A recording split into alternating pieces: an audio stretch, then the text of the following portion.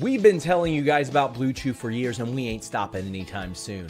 That confidence, that performance, that edge that you're going to get in the bedroom and mentally when you check out BlueChew.com and the code FIGHTFUL. First shipment free. Yes, shipment. That's because you don't have to wait in line at the pharmacy, have any awkward conversations with doctors. You're questioned online, and if approved, this ships straight to your door. It excludes all the awkwardness. Now listen, so will that confidence. That's going to get rid of a lot of that awkwardness as well. Same active ingredients as Viagra and Cialis. You know it's going to work. They know it's going to work. And that's why they're willing to give you that first shipment free at BlueChew.com when you use that code FIGHTFUL. Take control. Handle your business. BlueChew.com and the code FIGHTFUL.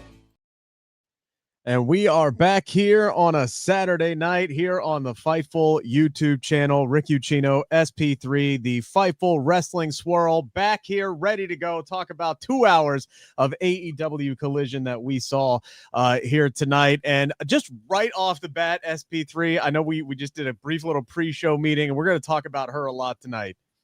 I got to shout out Willow Nightingale, who was far and above the star of this show tonight.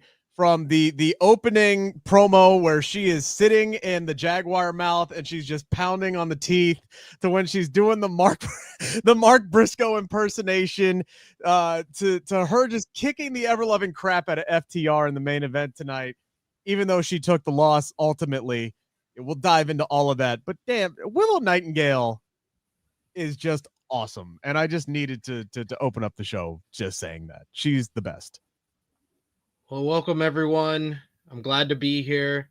And my God, will they put the damn world title on Willow Nightingale already? Like, she is a star, and she was the MVP of this episode for me.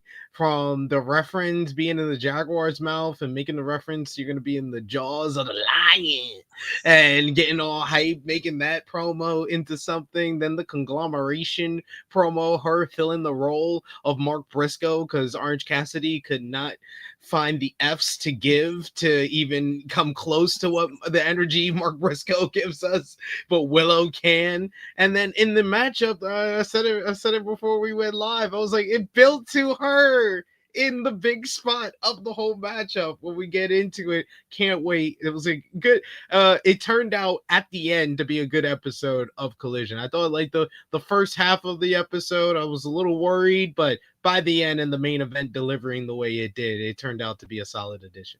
Yeah, look, Willow's performance tonight is exactly what this show needed, especially the way that the show opened up, which we'll dive into here just in a few moments. But guys, get your super chats in. Make sure to just super chats, by the way. Still don't have access to the Humper chats. We need Iridian back. She's the one who has the access to the Humper chats. But she promises she will be back next week, and I'm gonna hold her to that. Also, guys, just some programming notes before we get started here. We will have a Bound for Glory post show tomorrow, right here on the Fightful YouTube channel, and do not forget a special start time for the Raw post show on Monday, 10:30 in the morning. Sean Ross app will be going live at 10:30 in the morning because thanks to Netflix, Monday Night Raw is going live at 8 a.m. 8 a.m. on Monday. Thank God for streaming, because I don't know how many people are going to be watching Raw while they're at work on a Monday, although it is Columbus Day. So yeah, so it worked out for them. I think they did that strategically. That feels like a strategic move. I would think so. I work in radio, so I don't get holidays off. So I just switched my schedule. I'm working evenings on Monday. I just switched it up. There you go. Got it done. So again, get your super chats in, guys. It's a guaranteed way to get your comment read on the air. Yes, 5 a.m. if you're on the West Coast. Woof. I saw streamers today doing Crown Jewel at 5 a.m. in the morning. I know how rough. It is to start work and having to think and talk at 5 o'clock in the morning. It ain't easy. So my hat's off to all those people who did that today. I only do that once a year. I sometimes will do, and I don't even do it every year, but I usually will do a live watch along for Wrestle Kingdom. but like I know I've prepared for years on how to prepare for January 4th every single year. So I know the sleeping patterns and everything. I know these people that were doing streams at 5 a.m. in California or even 8 a.m. in New York. They had to be tired and not know what they were saying. Dude, I was exhausted because I stayed up doing because I was here with Kate last night doing the SmackDown review, finishing up a couple of pieces last night for the takedown on SI. Then my alarm went off at 6:30 so I could make the kids breakfast, and then boom, I'm ready to go right there with the live blog action today for Crown Jewel, which that was a great show. I wish we could carve out some time today to talk about John Cena and AJ Styles because I'm still geeking over how great that match was. But we are here to talk about AEW Collision, so let's dive into it. The opening match. Man, this one was hard to watch. I don't know if it was the same way for you, SP3, but Kota Ibushi, Josh Alexander, this is a matchup that, we should have been excited for. But for those of us who work in the industry and saw the spoilers and did the news on what happened, the entire time that I'm watching this match, I'm just waiting for the injury to take place. And I feel like I was waiting for like a jump scare in a horror movie. Like, I'm just like, I know it's coming. When is it coming? And it's like every time he landed on his feet, I'm like, what? And then when it actually happened, oof, that looked rough. That looked incredibly, incredibly rough. And I watched that replay like 4 or 5 times, just trying to figure out what went wrong, and I can't figure it out. I don't know if Josh just kind of lost, weight shifted, or he lost his balance, or what happened, but he had him up on the top rope in the fireman's carry position. You could see like Josh's left leg kind of flail a little bit as he kind of fell backwards, and then it's like Ibushi trying to protect himself kind of like just jumped off, and there was so little space there, and he just landed right on the safety railing in the most ironic landing possible. And the early words is that he broke his femur when he landed on that, and it was just this one was tough to watch tonight, SP3. Yeah, I mean, it definitely was tough to watch, and it was a rough landing when you actually did see what happened. Like, I didn't even read about like what actually happened. I just heard that Ibushi got hurt in the matchup, and I was wondering how AEW would they show it.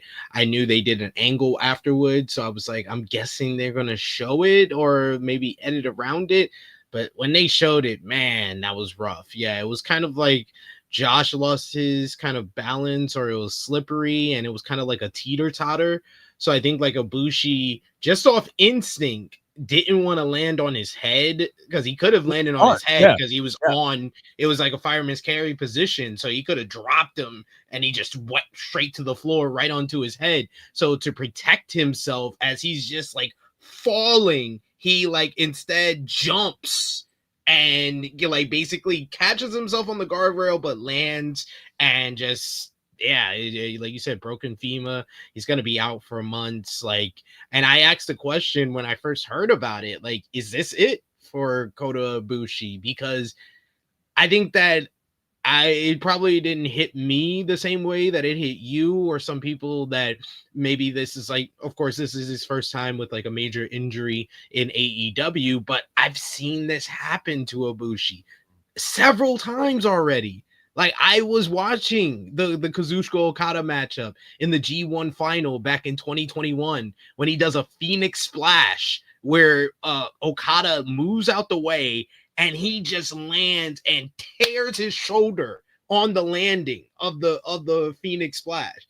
That was rougher for me to watch because I wasn't expecting, and it just halted what was turning into a great matchup out of nowhere. And it totally changed the complexion of his career when Kota Ibushi was on top of New Japan Pro Wrestling. He was one of the top guys. It was him, Okada, and Ospreay. They were holding the charge, keeping New Japan up after the start of AEW and the departure of the Elite. They were keeping it together, and he did that Phoenix Splash, and it changed the course of his career. He was gone from New Japan after that. He comes back in 2023. He has that time. Then I saw it again in the beginning of 2024 when he faced Naramichi Marufuji and breaks his ankles and then wrestles for 5 more minutes with broken ankles. Like, this is now 3 back to like 4 years of these like major injuries, and like that is broken femur. That's serious. That is serious stuff. So you really have to kind of think about your morality. You got to think about like, how long are you going to do this? How long are you going to be in the wrestling business? And I know in Japan, you're always to fight through injury, to come back from injury, come back stronger. But like, how many times can we expect this guy to do this as he's getting older? His body is wearing down. He's been through a lot. He's 43. He's not a... Yeah. I mean, I know age is just a number, but he's not a spring chicken anymore. And like you said, when you're racking up those kind of major injuries as a professional athlete, yeah, that can be difficult to keep coming back from the next one and the next one. And especially when, you know, you're describing all of these different injuries. And when you have one injury, you know, you tend to start leaning on other parts of your body and change how you function. And then all of a sudden you're breaking you're hurting something else. You're wearing down another part of your body because you're overcompensating for the injury that you had here or there. And now again, a femur break here. It's like, yeah, he just seems, there's just some guys who are unfortunately snake bit. Adam Cole's a guy who comes to mind where this guy just got to AEW and he's just not been able to sustain any kind of momentum because unfortunately he just continues to, you know, with Adam Cole, it's concussions, and that's a horse of a completely different color. It's unfortunate for both of these guys. It absolutely sucks. So we'll see. We wish the best to Kota Ibushi and his recovery, but yeah, it's going to be a while before he is back. Jay White, yes, Tony P. Jay White is another guy. Yeah, another one. Yeah, absolutely been snake bit since he showed up in AEW. We had the unacclaimed. Well, you didn't get to the post match with Kenny Omega. Oh, yes. I'm sorry. I skipped right over that. You're right. So they had obviously they had something planned here because you had Mark Davis who was making his big return. And all of a sudden you got poor Ibushi who's like laying on the ground. He just has to lay on the ground. Mark Davis choking him. Mark Davis runs down. He's like, I got to do something. I got to do something. He's probably like, I'm sorry, mate. I'm sorry. Let me hop over the doctor here, choke you real quick. And like, it was so rushed for obvious reasons, but it's like the announce team could barely get out. Oh, hey, it's Mark Davis. And then Kenny's music hits and Kenny's running down and he's got a trash can he had, and he's like hitting everybody with it, and like he comes out and he makes the save, obviously, but I'm just like, oh man, they were clearly building up to a big angle there. If I had to guess, Ibushi was supposed to beat Josh Alexander. There would be Mark Davis would come down, you know, there'd be like a post-match assault between himself and Alexander, and then Kenny runs down and makes a save, and it would have been built up and it would have been this big thing. It was a total mess. And honestly, kind of low-key hilarious with what Mark Davis, all he could do was just walk over to this man who's down, hurt, legitimately hurt, and just, I'm just gonna choke you real quick. I'm just gonna choke you while you're down, and then I'm gonna hop into the ring. It was. He's like, does Mark Davis have to choke a bitch? But yeah, it was a kind of a mess. But yeah, I also agree with the chat, Matthew Hooks, who says like, I appreciate them trying.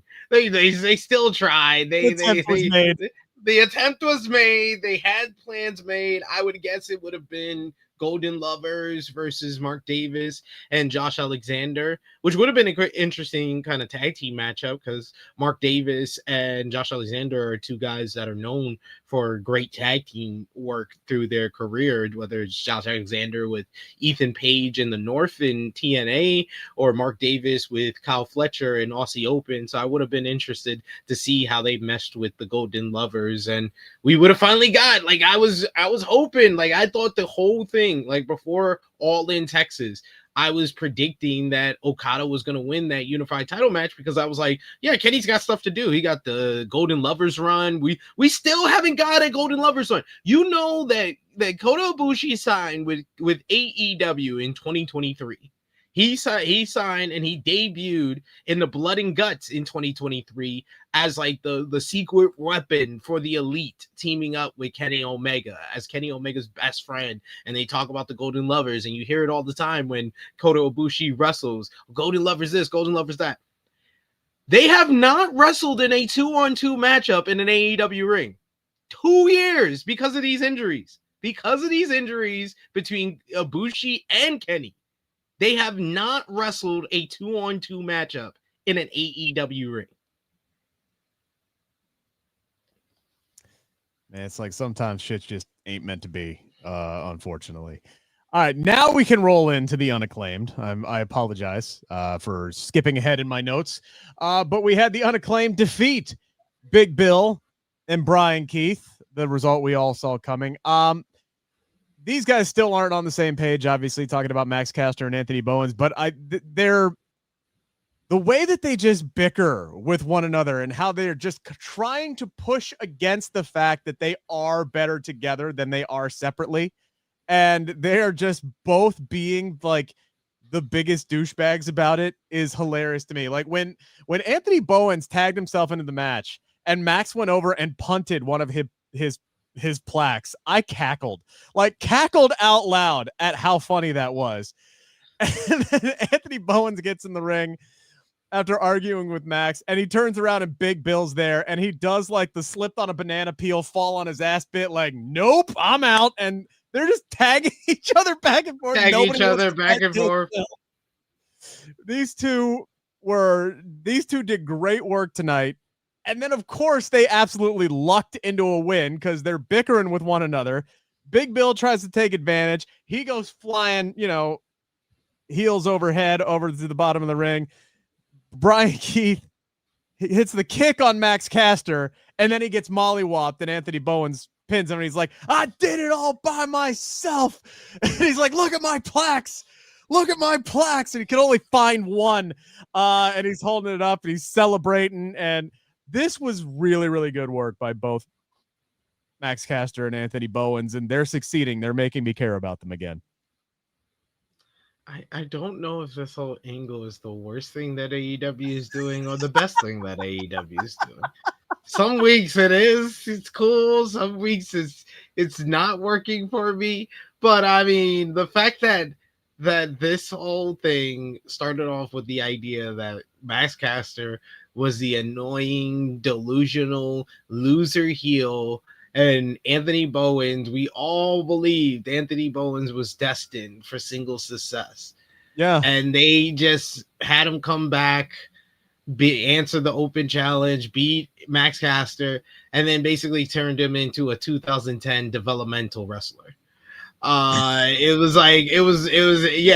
spout catchphrases and his resume. And that's not what we wanted from Anthony Bowens. Yes, he's great in the ring. He's great on the mic. Give him something to talk about. Give him a feud to sink his teeth into so he can actually talk about something and not just spew catchphrases and one-liners and nicknames the whole time. But here we are. We got to do this Unacclaimed angle. And now we've come into a world where Max Caster is the babyface. Because he's been much more entertaining since they've been separated.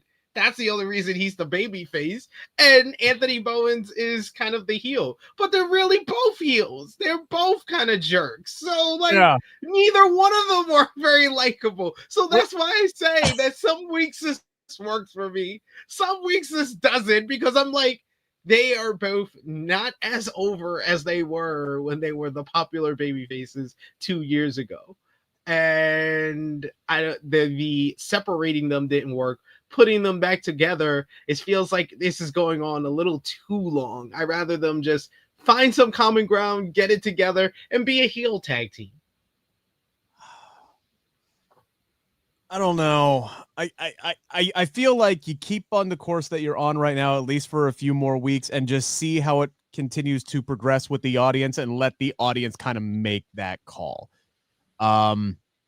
I'm trying to remember, how, because again, the audience tonight was kind of split because they were cheering Max Caster and they were booing Anthony Bowens whenever Bowens got into the match. So it's a man, it is a weird dynamic, and I agree with Michael. I do like calling them the unacclaimed as being their new tag team name. That makes sense. Yeah, that should definitely be it. They shouldn't go back to just being the acclaimed. They should be unacclaimed. If that was an accident that just Nigel just came up with that on commentary, run with it. Yes, 100%. After the match was over, we get Big Bill and the Bang Bang Gang backstage. Big Bill's ready to fight, ready to throw down. It looks like maybe we're going to get a tag team match at some point. I don't know if they announced a ton of matches tonight. I can't remember if they announced a Big Bill, Bryan Keith tag team match with the Bang Bang Gang or a singles match with Big Bill and Ace Austin. No, I didn't see that announced because I think it's because they're doing the 3 hours on Wednesday. So I think they might save that for when Collision is back in 2 weeks. The rest of that in my thing. But it's like, man, like, I really I like Big Bill and Bryan Keith a lot, but man, they have fallen into this trap of Big Bill is an unbeatable monster, but Bryan Keith is going to be right there to just hold that L every time that they tag with one another. They have just become too formulaic for me. Yeah, they're just stuck in a series of lower card feuds. Like they feuded with the Gates of Agony. And the Gates of despite I'm pretty sure that Big Bill and Bryan Keith did score the deciding win. I think they won that one. They won that one. But the Gates of Agony got the push out of that. Like that was like that's kind of weird, but okay, I guess. And then they with the Bang Bang Gang, they kind of did that for a little bit, and it seems like they're going back into that. And then this whole thing with them and the Acclaimed was only just for like 2 weeks. It was only them to do a matchup while they're kind of still feuding with the Bang Bang Gang. But it just feels like a series of lower card feuds. He had the Eddie Kingston build up, and that felt like a lower card matchup on the All Out card in comparison to everything else that was getting TV time. So, I mean, they were good in this matchup. It works for Big Bill, but I think that the long-term thing is Big Bill on his own. Totally 100% agree.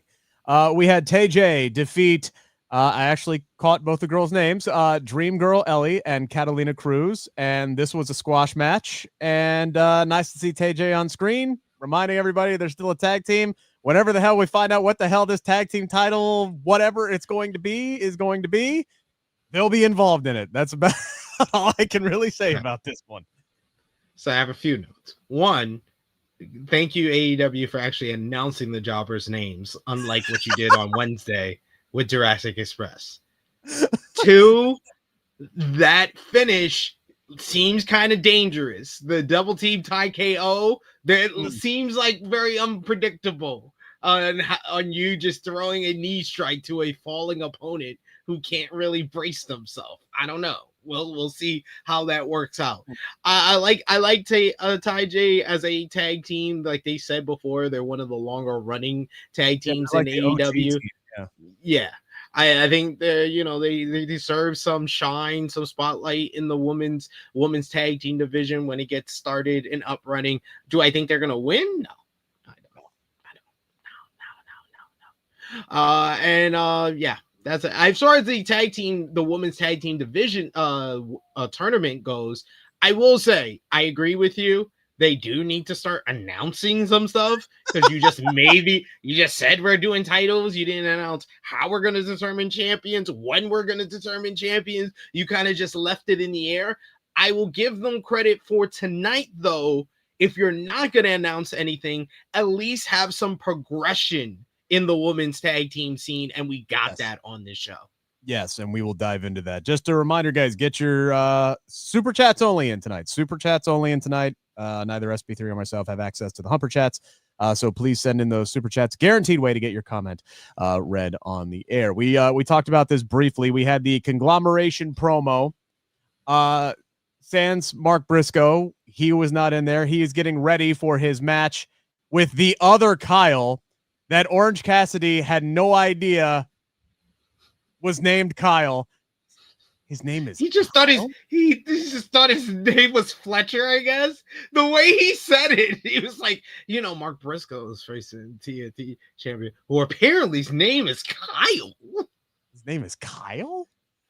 Orange Cassidy's great. I freaking love him. He wanted absolutely nothing to do with this promo here tonight. He's like, please, anybody other than me, talk for the love of God. He's like, why do I have to be the leader? I don't want to be in charge, Mom. He's the oldest son who just doesn't want any responsibility. Does not want to babysit the kids. Does not want to babysit the kids. Just wants to sit in his room and play video games. Like, just leave me alone, please, for the love of God. But like, you get Kyle doing his little shtick, he's upset that he got out Kyled by Kyle Fletcher. And, he's like, look, what am I going to do about it? Mope around. I got to move on. And then you got Roderick Strong, who's doing his whole bit about how I also don't want to be here. Like, he's the stepbrother who is supposed to be like in charge. And he's like, screw this. I got some other people that I would need to go mess with and this, that, and the other thing. But I guess if you guys need backup, I'm here. And then we get Willow Nightingale just completely taking it over because Orange Cassidy's like, hey, why don't you go ahead and do the Mark thing?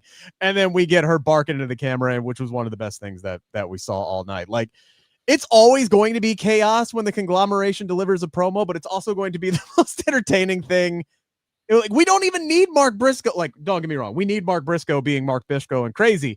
But the fact that they have the talent and the personalities to make it work when you take like the central piece out of it, just shows the versatility of this group.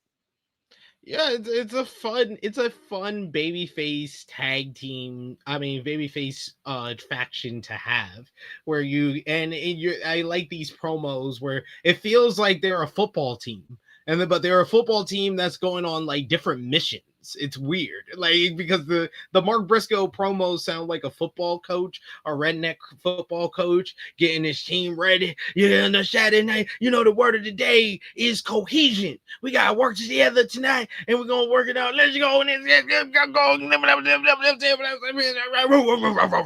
a special teams coach for Georgia. Go Dogs! Exactly. So it works, and it's a lot of fun to me. I enjoy it. And I liked Willow taking the place here. My one nitpick here is Roderick. I like him kind of pointing out that he's still not a part of the group, or doesn't want to be a part of the group. But I don't like him like turning his attention to the Death Riders, because it made sense when the whole thing that they were going for was that Roderick was still about getting revenge for Adam Cole. But they seem to have dropped that. He hasn't mentioned it in weeks. So you had Kyle O'Reilly go after Kyle Fletcher. I think by now you would have done Roderick Strong, because he seemed like the one out of the two of them that seemed the more upset about what happened to Adam Cole originally, but they kind of like have steered away from that. We do have a super chat I want to get back to real quick. This came in just as we started talking about the conglomeration. Orion Ben 666 saying Tay Melo's been a little bit more violent since she has returned. Do you agree with that sentiment there, SP3? She's trying to kind of lay it in a little bit more, especially on the pump kick in the corner, which I think that's fine if it works for you. I'm still waiting for her to kind of find her stride again, but I think being in a tag team is going to help her, and I think that she has fun working with Anna Jay, and it's going to make her work look better. We had the first of many Wrestle Dream announcements tonight. Are you surprised we're getting a trios match between the Hurt Syndicate and the Demand again, with no stipulation this time, just a straight up trios match? Weird as hell. Like what? I was like, that don't make no sense. We're going backwards. No sense. First off, we're getting a tag team match. We're getting a tag team match on Wednesday. So we're getting it's Lashley and it's Shelton Benjamin against the Gates of Agony. And then we're just throwing MVP and Ricochet back into the mix 3 days later on at Wrestle Dream. And it's just a straight up trios match. Like, I give them credit for trying to explain this with the Ricochet Gates of Agony promo, where it's like, hey, You know, it took three of you to put me through a table to beat little old Ricochet. And when you're in demand, you can make demands, and we're not done with you yet, and we want to get this back. But when you do a trios street fight, like, that's a blow off match. That's a blow off. No, but it's not I don't think it's a blow off, because I'm sorry, the industry leader have killed the street fight as a blow off match, because they do it like they do one every 2 weeks. So I don't think it's a blow off match. I think it is an escalation of the feud where you can't go back. You can't go backwards to a trios matchup. That's an escalation. That means you could do a cage match. You could do a Texas death match, whatever you want to call it. You need to have another stipulation. Now, I'm hoping that this is just a in the vacuum complaint about that and criticism, and that after the matchup with Shelton and Bobby versus the GOA on Wednesday, they add a stipulation to the match on Saturday. I'm hoping for that, or I'm hoping that Toni watches the Fightful post show, which I know sometimes he does. Hi, Toni, good to see you. Nice to see you. Love your work. So add a stipulation to demand versus a Hurt Syndicate, because that makes no sense at all. Where'd my notes go? Okay, we had another promo. This was this is Jon Moxley and the Death Riders backstage. And this promo happens moments after it's announced on Wednesday, SP3, that we are going to get a face-off between Jon Moxley and Darby Allin, where they are not allowed to touch one another. They're not allowed to come to blows. Now, they didn't say what would happen if they did, but then we get this backstage promo where Jon Moxley promises that the very next time that he sees Darby Allin, he is going to smash that man's face in. Somebody's wires getting crossed on this one. So these two dudes ain't allowed to touch on Wednesday, but Moxley's like, I'm warning you. Not only are you going to get touched, I'm going to smash your face in. So that sets up an interesting dynamic on Wednesday, when you got one guy who's ready to just say F the rules, which again makes me ask, what happens if they don't follow the rules? What's the ramifications for that? What's the punishment for that? You made one slight mistake. Did I? What Moxley actually said is, the next time I see Darby Allin, he will have his head smashed into the mat. He never said he would. He would do it. Good point. He never said he would do it. Yeah. He said the next time I see Darby Allin, he will have his head smashed into the mat. I went back and I watched the social media clip, because I was like, there was something there that I didn't get, and I was like, and then I rewatched. I was like, oh, okay.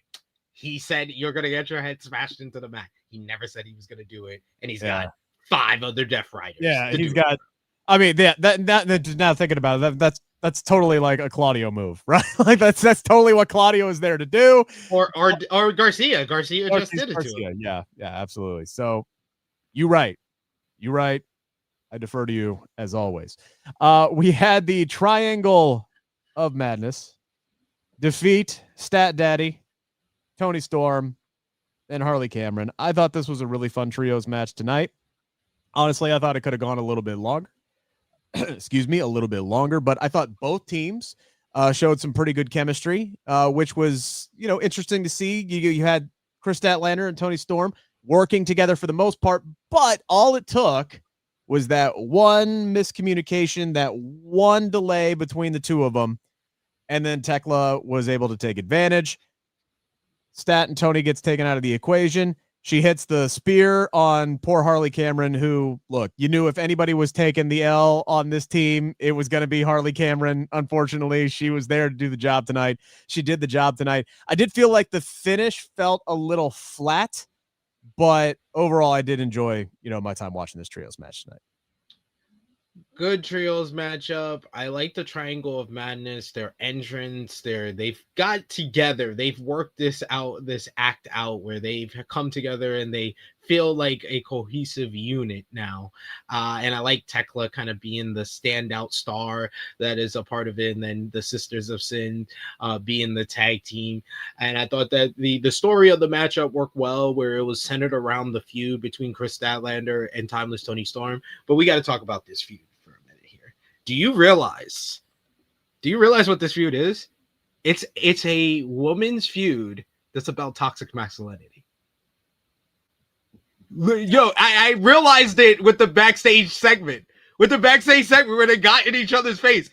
This is all, and then the promo. Think about the promo last week. It's all them like really kind of playing up their feminine wilds and their female aspects, but they're both playing very toxic masculine men. That's what they're doing. It's hilarious. It was like a light bulb moment during the match, and then the backstage segment, it hit me. I was like, this might be the first time wrestling has ever done a woman's feud that's about toxic masculinity. That is such, god dang. Yeah, no, you just kind of blew my mind with that one. Because you're 100% right. Like, if we can go ahead and fast forward to the backstage promo, right? Because you do have kind of Statlander playing that daddy role first off with Harley Cameron, as she's just like, look, I'm sorry, I screwed up. First things first, I got a few things to tell you. First things first, I'm not a cat, which made me laugh. And then she's like, I went backstage last week and I asked Mercedes to tag, and she said no. And I'm really sorry I went behind your back to do that. And she's like, I know, I watched the show. It's okay. And then Harley's like, but I thought maybe me and you, we could do that. And then Kris is like, no, I can't. I'm really busy with this time, but don't worry, honey. I got you. There's this perfect person I think it would be great for you to tag.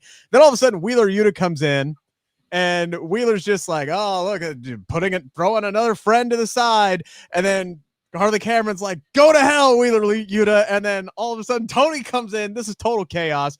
And Toni Storm is just like screaming, let's go, Stat Daddy. Like, you want to go? We could do this now. We can do this right now. We can do this right now. You are absolutely right with the toxic masculinity. That was totally her going, you want to go, bro? You want to go? We can go right now, bro. We can go, bro. We can go, bro. Dude. That's when it hit me. I was like, oh my God, they both have toxic masculinity. They're both Amelia Hardcore from Peacemaker. This backstage segment was absolutely like, when Toni like ripped open her shirt, and then Wheeler Yuta just kind of walked by the screen going, I'm getting out of here. Like this. You're 100% right with that. That was totally her going, you want to go, bro? We can go right now. We don't have to wait for this crap. We can go right now. Before we had that backstage segment, we had another backstage segment, this one with Kenny Omega. Kenny Omega is talking about Don Callis, everything that they have been through, and wondering when, this personal assault on himself and all of the people around him that he cares about is going to end, when all of a sudden there is a knock at the door, and it is Jungle Jack Perry. And immediately you could just see Kenny like he was done before that man even tried to open his mouth. He's like, what? What do you want? What are you doing? What is your angle? I don't like you. I don't trust you. Hey, you remember when you tried to like kill me and then make fun about trying to, kill me? And all these things that you did. And Jack's just like, yeah, I know. I was an asshole. What do you what do you want from me? I'm not. He's like, I know. I'm sorry. I was going through a phase, man. He's like, look, you don't have to trust me. You don't have to like me.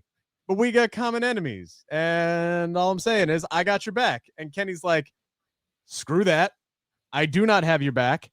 But if you want to help me, meet me Wednesday. And then it was announced later on in the show that it's going to be Kenny Omega and Jurassic Express versus, I wrote it down, Mark Davis, Hechicero, and Josh Alexander on Wednesday. I don't know if like he did it on purpose, but Kenny like looked stressed out and strung out and like just done with everything. Like that man did not look like somebody who is well rested, relaxed, and is enjoying life. Like he genuinely looked stressed to the max as he's like talking about Don Callis into the camera, and then Jack shows up and he's like, dude, I'm done with this. Like, no, what the hell do you even want? Like, I thought this was really good work by Kenny Omega tonight.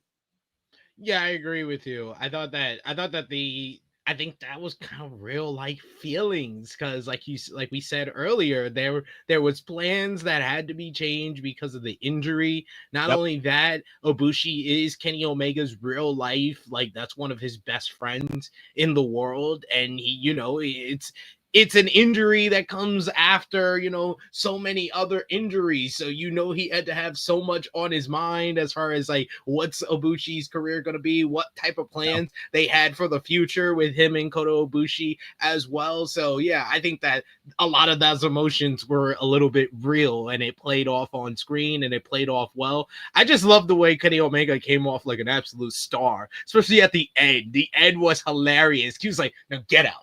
I was like, you know where the door is. It's right over there. We don't need to say another word to each other. Leave me the hell alone, please. Thank you very much. Allow me to wallow in misery on my own. Yo, I was like, oh, Kenny, you just came off like a superstar. That was awesome. That's awesome. So we had the MXM TV casting call tonight, and they have now taken the Max Caster portion of I like the meta. I like the meta reference of them saying it on commentary. We got Mansoor, who called everybody a mouth-breathing, grotesque sweat hog, which, hey, man, I resemble that remark. Oh, my God. Like, poor Arya getting called a streetwalker. Like, they issue they issue another open challenge, and it's LFI, and just the reactions on their faces again sold it, because they knew they were going to get their asses beat, and LFI comes down, and they did. They spanked that ass, and if they're going to keep doing this every week, eventually it's going to have a shelf life. But I do love MXM, but I did feel like the Max Caster open challenge, where I'm the best wrestler alive, let's do my chant, and then I'm going to get my ass beat by somebody for like 2 or 3 minutes, did get old after a while. Now they're doing the same thing, but it's got a different coat of paint on it. It's got some different aesthetics to it. And MXM being just so genuinely entertaining, they're making it work now. But that's going to have a shelf life to it as well.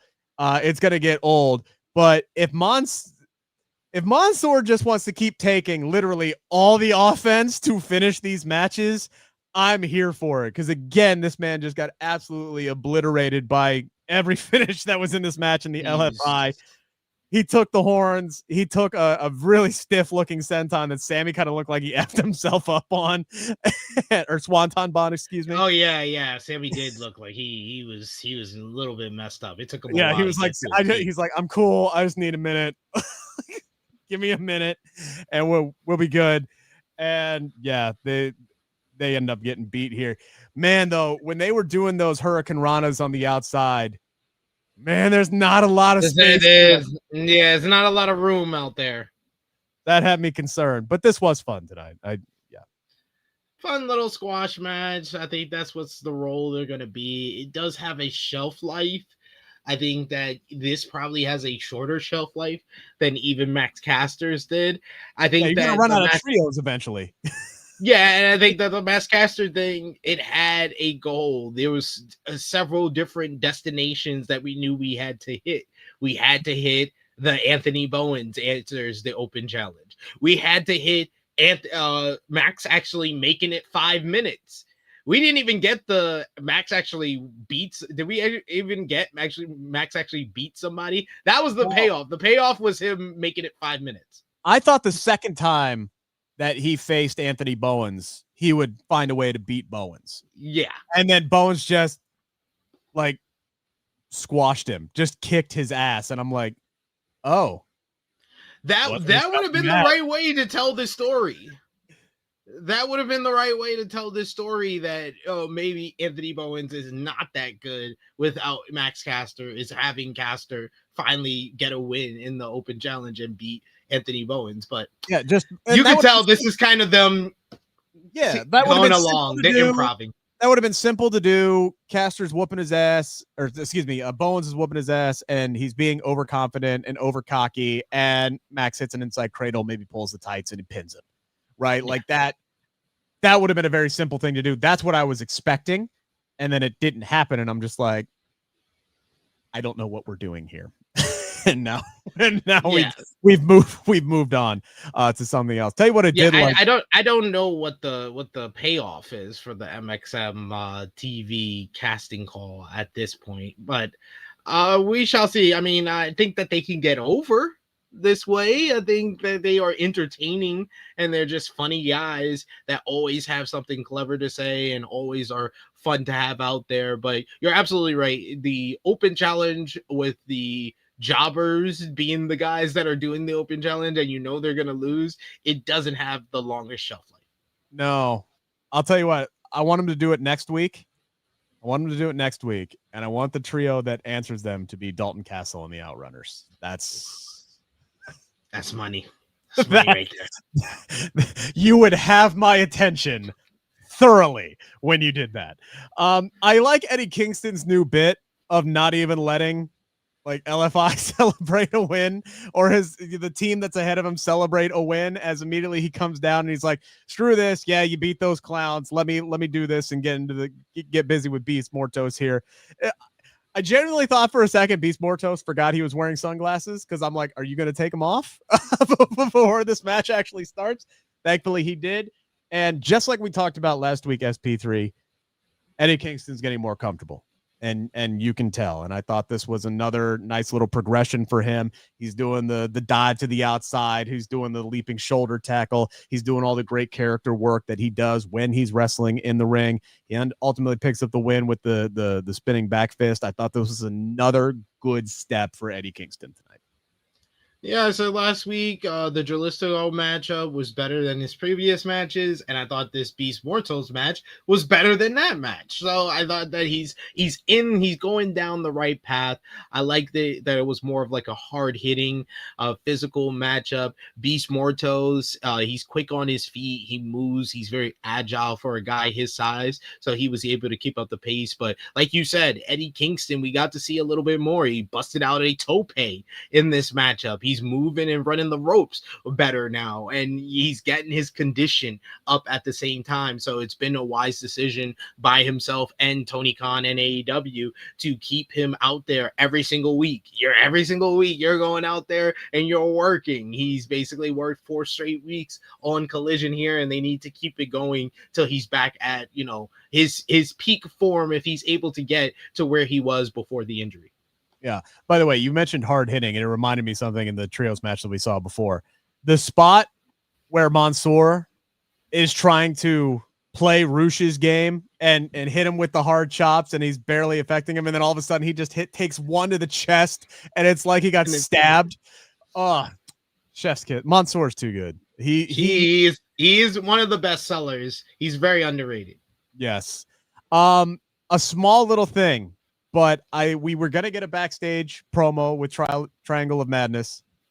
I love that Jamie Hayter and Queen Aminata flipped the script from last week, and they pounced on them.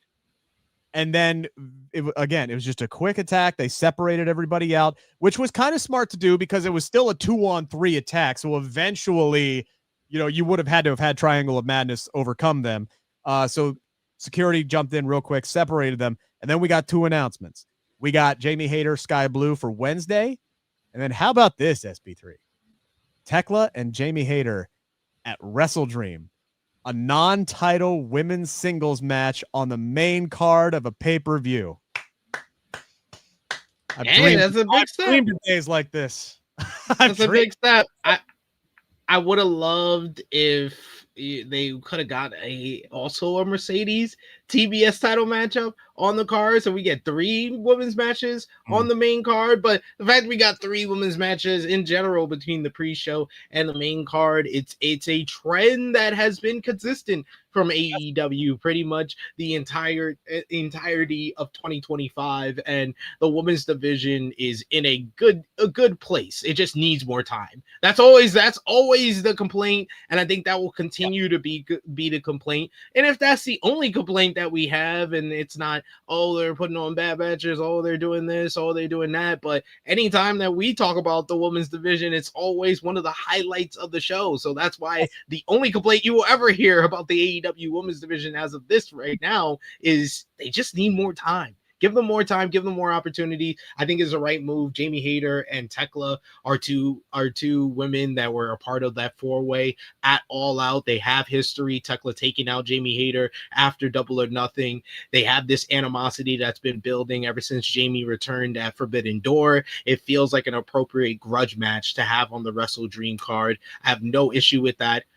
Only issue I have with any of the additions to Wrestle Dream tonight is make a stipulation for the trios match between the Demand and the Hurt Syndicate. I will keep repeating that until the end of this episode. But yeah, I like this segment here. Continue the build to Blood and Guts, and it was a good follow-up from last week. But this was also part of what I was saying. They're doing the world building without making it direct, because we got the stuff with Kris Statlander and Harley. Harley, we have her kind of searching for her tag team partner in the women's tag team division, and they established that. Over here, you got Jamie and Queen Amanado are working together against Triangle of Madness. Now they're a tag team as well. You got Sisters of Sin. You had Ty J on this episode picking up a win. And so I like that, the fact that we're starting to shape some of these tag teams. We get another tag team in the main event as well. So I like the fact that we're world building what will be the women's tag team division.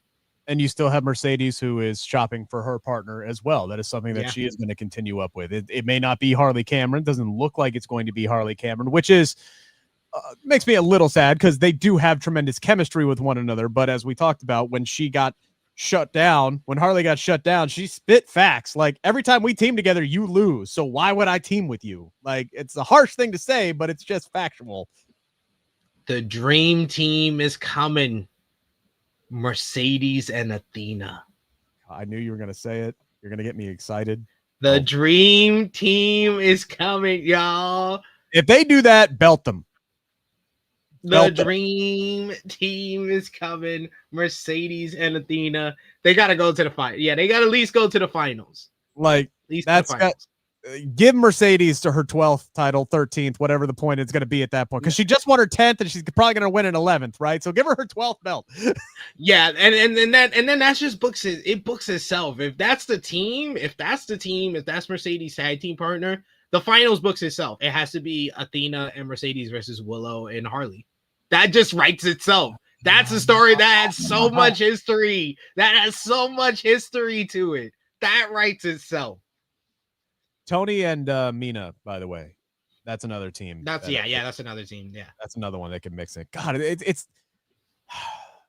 so stupid how many like natural tag teams there are in the promotion that doesn't have the belts yet. And then I'm gonna go on.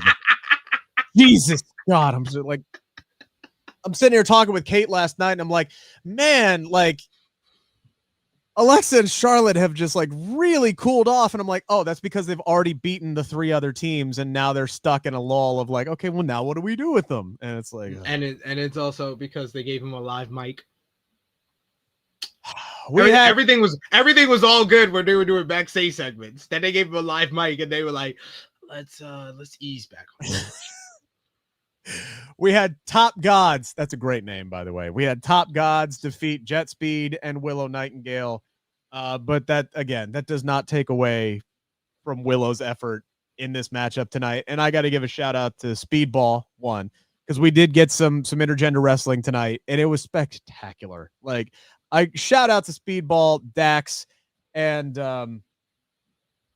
Cash for making Willow and Megan Bayne just look like $1 million here tonight and just being willing to take their offense. There was a point in this matchup where Willow Nightingale is taking it to both members of FTR and just straight beating that ass.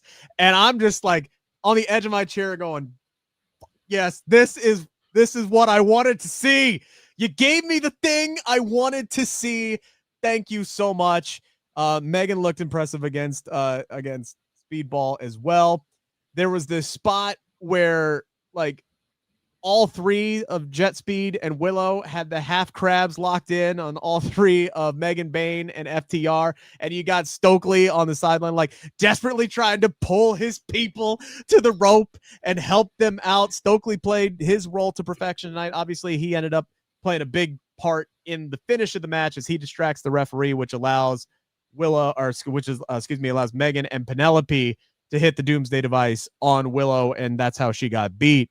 But Willow shined in this, like we said at the top of the show, both when she was wrestling Megan and when she was throwing down against FTR tonight. Kudos to everybody involved in this. This was a ton of fun, and I now want to see like Willow and Dax in a one-on-one match.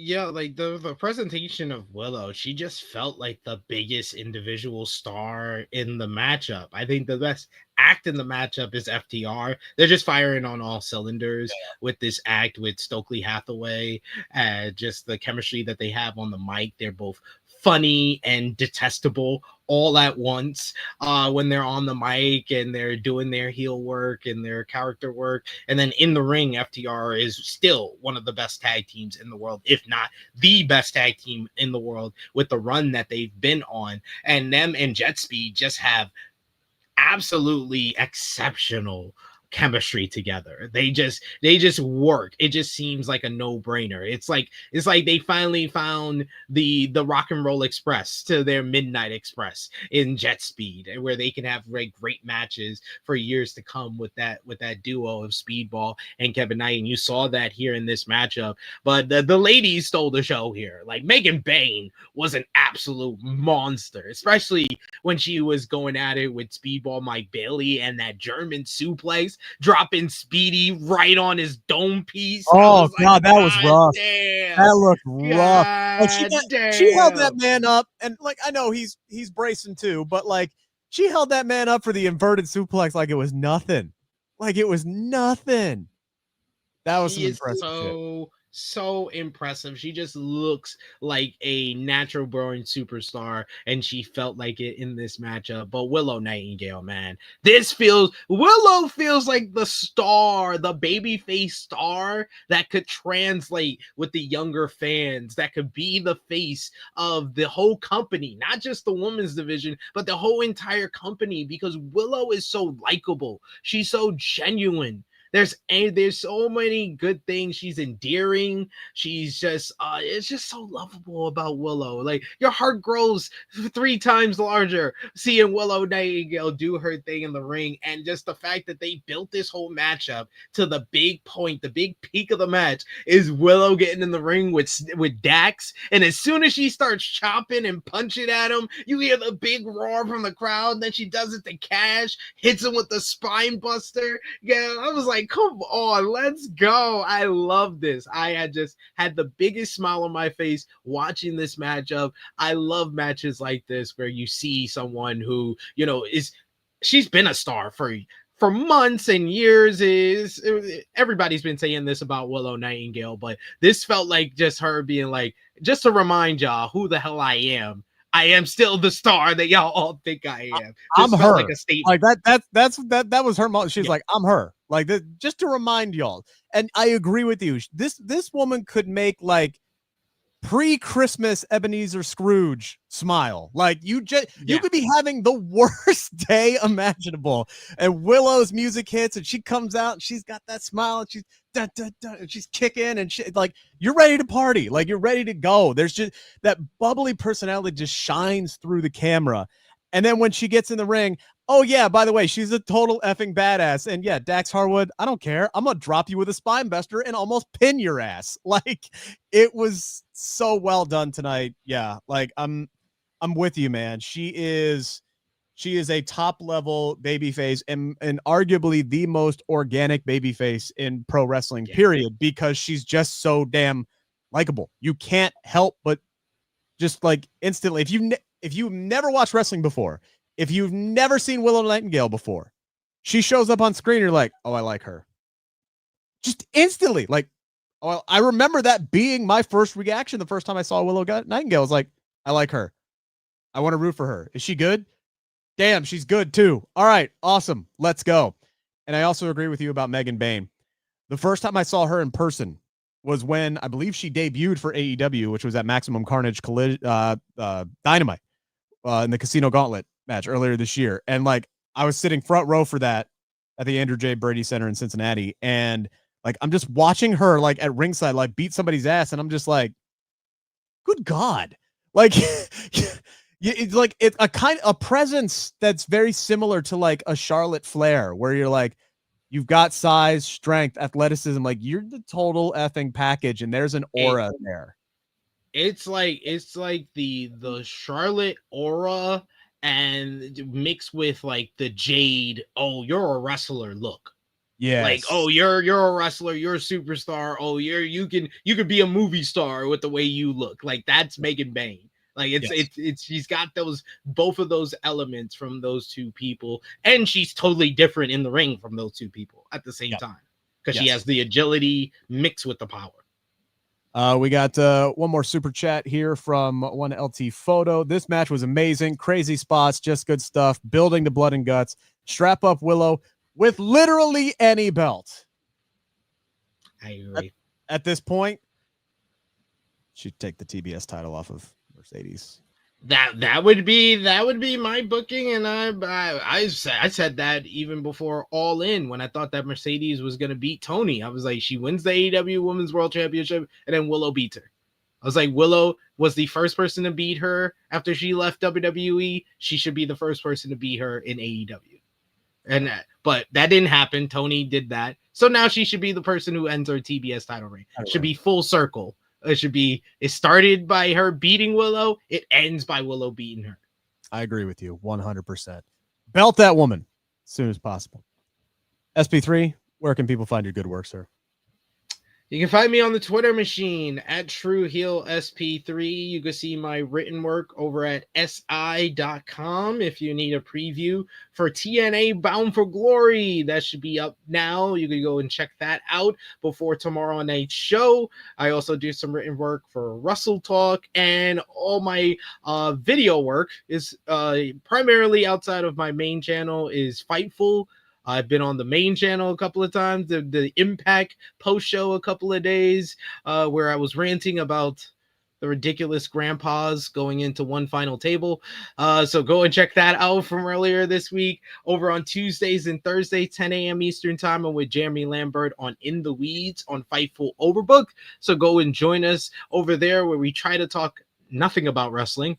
And if you want me to talk about wrestling for a very long time, check out the True Heel Heat YouTube channel. I am there live pretty much every day. I was live there earlier today for the Crown Jewel review with Fightful's own Rob Wilkins as well as Romeo. And I'll be live there at 10:05 a.m. Eastern time tomorrow for the True Heel Heat flagship podcast. Probably the most comprehensive podcast when it comes to talking about all things pro wrestling. We're going to talk about WWE, AEW, New Japan, Stardom, CMLL, ROH, TNA, everything. We got Bound for Glory, King of Pro Wrestling previews, and some TikTok time. So join me, Miss Chrissy Love, and Top Guy JJ tomorrow, 10:05 a.m. Eastern time. And thank you so much, Rick, for having me on the Collision Post show. I don't know if I'm here next week. And I think Cresta her hiatus is almost over. If I'm not here, I appreciate you.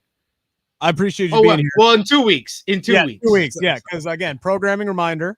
Next week is Wrestle Dream Saturday night. So they are actually doing a 3-hour show on Wednesday. So it's Collision 1 hour, tack on to Dynamite. I believe Sean will be here for the post show with Alex as normal, just an hour later. So there will not be a Collision post show next week. There will be a Wrestle Dream post show next week. Of course, a reminder, tomorrow there will be a Bound for Glory post show here on the Fightful YouTube channel. as soon as that show comes to an end. That starts at 7 p.m. Eastern time on pay-per-view. TNA Bound for Glory, that is, with the geriatrics going through one final table. And there will also be a special Raw post-show start time this week, 10:30 in the morning on Monday, because Raw is in Perth, live on Netflix. Don't have to worry about the tape delay like we did with the USA Network. So you can watch it on Netflix at 8 a.m. if you happen to be off work for Columbus Day and you want to actually watch it live. If not, hey, you can stream it anytime you want to. Thank you guys so much. You can follow me on X, by the way, at Rick Ucchino, like it's spelled here, just without the space and the @ symbol. That's where you get all my stuff, whether it's for the Takedown on SI, Sirius XM, local radio in Cincinnati, and the 9 other million jobs that I do. Take care, guys. We'll talk at you for Collision post-show the next time we're back around, which I think, like I said, is in 2 weeks. Until then, enjoy everything else for the rest of the weekend.